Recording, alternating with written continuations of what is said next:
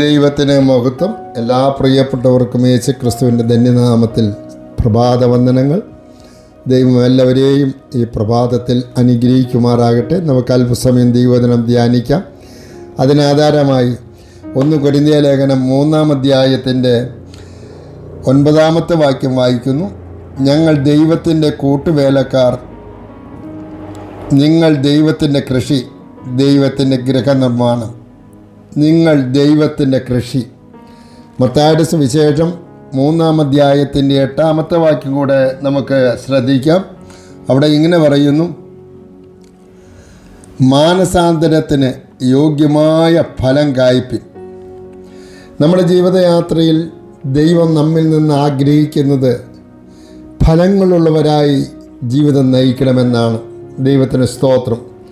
അതാണ് ഓരോരുത്തരും ഫലമാണ് ലക്ഷ്യമാക്കിയിരിക്കേണ്ടതെന്ന് യോഹന്നാൻ്റെ സുവിശേഷം 15-ാം അധ്യായത്തിൻ്റെ 1 മുതൽ 5 വരെയുള്ള വാക്യങ്ങളിൽ നാം വായിക്കുന്നുണ്ട്. ദൈവസഭ ഒരു കൃഷിത്തോട്ടമാണ്. ഉത്തമഗീതം 4-ാം അധ്യായത്തിൻ്റെ 12-ാമത്തെ വാക്യത്തിൽ നാം വായിക്കുമ്പോൾ ഇങ്ങനെയാണ് കാണുന്നത്.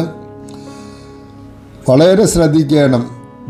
എൻ്റെ സഹോദരി, എൻ്റെ കാന്തി, കെട്ടി അടച്ചിരിക്കുന്ന ഒരു തോട്ടം, അടച്ചിരിക്കുന്ന ഒരു നീരുറവ്, മുദ്രയിട്ടിരിക്കുന്ന ഒരു കിണർ.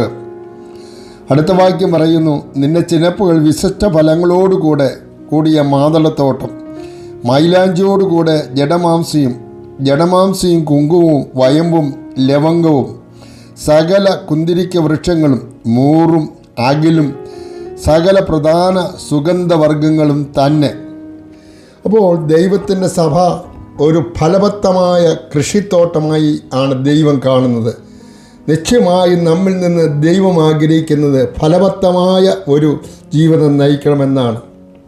ഫലപ്രദമായൊരു ജീവിതം. അതാണ് ലൂക്കോസ് 13:7, യെഗസിയൽ 47:12, വെളിപ്പാട് 22:2 നാം വായിക്കുമ്പോൾ ഫലം വേണമെന്ന് വളരെ ദൈവം ആഗ്രഹിക്കുന്നുണ്ട്. നമ്മിൽ ഉണ്ടാകേണ്ട ചില ഫലങ്ങളെക്കുറിച്ച് കൂടി നാം ചിന്തിക്കുന്നത് നല്ലതാണ്. ഗലാത്യ ലേഖനം 5-ാം അധ്യായത്തിൻ്റെ 22-23 വാക്യങ്ങൾ വായിക്കുമ്പോൾ ആത്മാവിൻ്റെ ഫലത്തെക്കുറിച്ച് അവിടെ പറയുന്നുണ്ട്.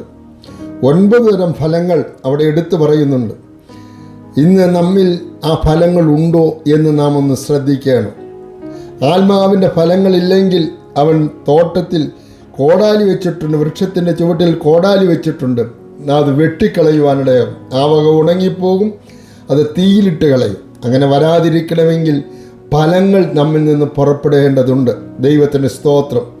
റോമാലേഖനം 6-ാം അധ്യായത്തിൻ്റെ 22-ാമത്തെ വാക്യത്തിൽ നാം വായിക്കുന്നത്: വിശുദ്ധിയുടെ ഫലം നമ്മിൽ വേണം. അനേകർ പേരിന് വിശുദ്ധരാണെങ്കിലും നേരിൽ വിശുദ്ധരാണോ എന്ന് നാം വളരെ ശ്രദ്ധിക്കേണ്ടതുണ്ട്. നമ്മുടെ ജീവിതത്തിൽ ദൈവം ആഗ്രഹിക്കുന്ന വിശുദ്ധ ജീവിതം നമ്മിൽ നിന്ന് പുറപ്പെടുവാനിടയാകട്ടെ. ഞാൻ ഒന്നുകൂടെ പറയട്ടെ. ആത്മാവിൻ്റെ ഫലങ്ങൾ അവിടെ ഇങ്ങനെ പറയുന്നു: ആത്മാവിൻ്റെ ഫലമോ സ്നേഹം, സന്തോഷം, സമാധാനം, ദീർഘക്ഷമ, ദയ, പരോപകാരം, വിശ്വസ്തത, സൗമ്യത, ഇന്ദ്രിയ ജയം. ഈ ഫലങ്ങൾ നമ്മിൽ നിന്ന് പുറപ്പെടണമെന്ന് ദൈവം ആഗ്രഹിക്കുന്നു. നാം വിശുദ്ധരായി നാം ഓരോ ദിവസവും ജീവിക്കണം. ദൈവത്തിൻ്റെ വചനം പറയുന്നു. 1 തെസ്സലോനിക്ക ലേഖനം 3-4 വാക്യം പറയുന്നു: ഞാൻ വിശുദ്ധനാകയാൽ നിങ്ങളും വിശുദ്ധരായിപ്പിൻ. ദൈവത്തിന് ഇഷ്ടമോ നിങ്ങളുടെ ശുദ്ധീകരണം തന്നെ. മത്തായിയുടെ സുവിശേഷം 5-ാം അധ്യായം പഠിക്കുമ്പോൾ ഹൃദയശുദ്ധിയുള്ളവരാണ് ദൈവത്തെ കാണുന്നത്. അല്ലാതെ ദൈവത്തെ അറിയാതെ, ദൈവത്തെ കാണാതെ നമുക്കൊരു വിശുദ്ധ ജീവിതം നയിക്കുവാൻ കഴിയത്തില്ല. ദൈവഹിതം മനസ്സിലാക്കണമെങ്കിൽ ദൈവത്തിൻ്റെ മനസ്സ്, ദൈവത്തിൻ്റെ ഹിതം നാം വ്യക്തമായി അറിഞ്ഞേ മതിയാകത്തുള്ളൂ. നീതിഫലം നിറഞ്ഞവരായിരിക്കണമെന്ന് ദൈവത്തിൻ്റെ നമ്മോട് പറയുന്നു. ഫിലിപ്പിയ ലേഖനം 1:19 വാക്യങ്ങൾ വായിക്കുമ്പോൾ നീതിയോടെ നമ്മുടെ ജീവിതത്തിൽ നീതിഫലങ്ങൾ കാണണം. വചനം പറയുന്നു. സങ്കീർത്തനം 17:15 വാക്യത്തിൽ നിന്ന് വായിക്കുന്നത് ഇങ്ങനെയാണ്: ഞാൻ നീതിയിൽ ഉണരുമ്പോൾ നിന്റെ മുഖം കണ്ട് തൃപ്തി അണയും. അപ്പോൾ നീതിയോട് ജീവിച്ചെങ്കിൽ മാത്രമേ നീതിയോട് ഉണരുവാൻ കഴിയത്തുള്ളൂ. അതുകൊണ്ട് നമ്മുടെ ജീവിതം നീതിഫലം നിറഞ്ഞവരായിരിക്കട്ടെ. റോമർ 5:11 വായിക്കുമ്പോൾ സമാധാന ഫലം നമ്മിൽ സദാ കാണുവാനിടയാകണം. ഞാൻ എൻ്റെ സമാധാനം നിങ്ങൾക്ക് നൽകിച്ചു പോകുന്നു, അത് ലോകം തരുന്ന പോലെയല്ല എന്ന് പറഞ്ഞ കർത്താവിൻ്റെ സമാധാനം നമ്മൾ ദിനംതോറും വാഴട്ടെ. എബ്രായ ലേഖനം 12:11, ഫിലിപ്പിയ ലേഖനം 4:1 വായിക്കുമ്പോൾ അവൻ്റെ സമാധാന ഫലം നമ്മളിൽ ഉണ്ടാകണം.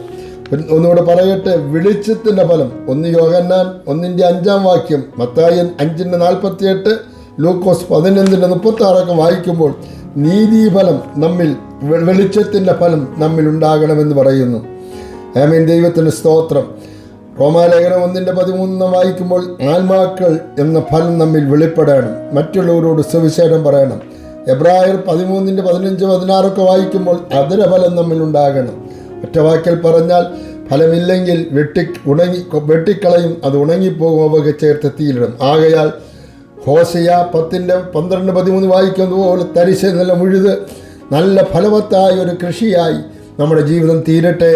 അതിന് ദൈവം നമ്മെ സഹായിക്കട്ടെ. നമുക്കൊരു വാക്ക് പ്രാർത്ഥിക്കാം. ഞങ്ങളുടെ ദൈവമേ, സ്വർഗീയ പിതാവേ, ഫലവത്തായ ഒരു ക്രിസ്തീയ ജീവിതം നയിപ്പാൻ ഞങ്ങൾക്കെല്ലാവർക്കും കൃപ നൽകണം.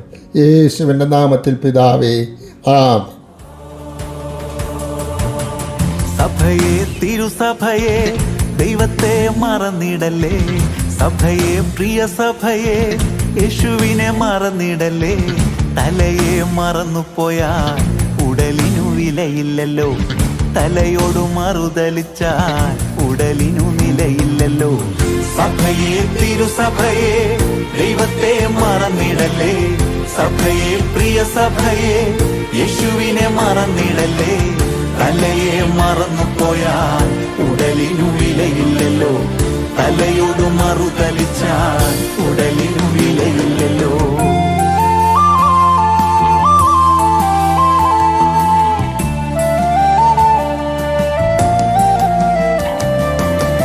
പണ്ടൊരു അത്തിമരം പടർന്നങ്ങു പന്തലിച്ചു. തോട്ടക്കാരൻ ഇറങ്ങി വന്നു, ഫലമൊന്നും കണ്ടതില്ല. പണ്ടൊരു അത്തിമരം പടർന്നങ്ങു പന്തലിച്ചു. തോട്ടക്കാരൻ ഇറങ്ങി വന്നു, ഫലമൊന്നും കണ്ടതില്ല. ഫലമില്ലാതായാൽ പിന്നെന്തിനു കൊള്ളാം? നിലത്തെ വെറുതെ നിഷ്ഫലമാക്കി കളഞ്ഞിടലേ. ഫലമില്ലാതായാൽ പിന്നെന്തിനു കൊള്ളാം? നിലത്തെ വെറുതെ നിഷ്ഫലമാക്കി കളഞ്ഞിടലേ. ഫലമുള്ള തോട്ടമായിടാം, ആത്മാക്കളെ നേടാം. നല്ല ഫലമുള്ള തോട്ടമായിടാം, ആത്മാക്കളെ നേടാം. സഭയെ, തിരുസഭയെ, ദൈവത്തെ മറന്നിടല്ലേ. സഭയെ, പ്രിയ സഭയെ, യേശുവിനെ മറന്നിടല്ലേ.